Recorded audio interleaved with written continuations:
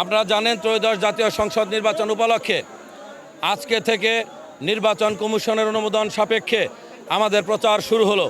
টাঙ্গাইল ৩ ঘাটাইল আসনে আমরা আজকে এই জনসভা এবং প্রচার মিছিলের মধ্যে দিয়ে হাজার হাজার মানুষের যে উপস্থিতি, ধানের শীষের পক্ষে বেগম খালেদা জিয়া তারেক রহমানের নেতৃত্বের পক্ষে মানুষ যে ঐক্যবদ্ধ, 17 বছর পরে মানুষ আজকে ঈদের আনন্দের মতো আমাদের পাশে উপস্থিত হয়েছে।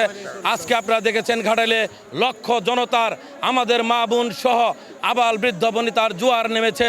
আমরা আজকে কর্মসূচি শুরু করলাম, ইনশাল্লাহ 12 তারিখের ভোটে বিজয়ের মাধ্যমেই আমাদের এই অভিযান সমাপ্ত করবে ইনশাল্লাহ।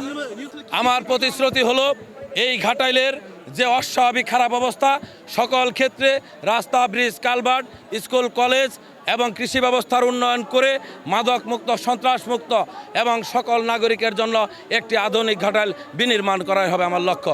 নির্বাচনে কোনো শঙ্কা নাই, আমরা উৎসবমুখর পরিবেশে নির্বাচন করব, কোনো শঙ্কা নাই।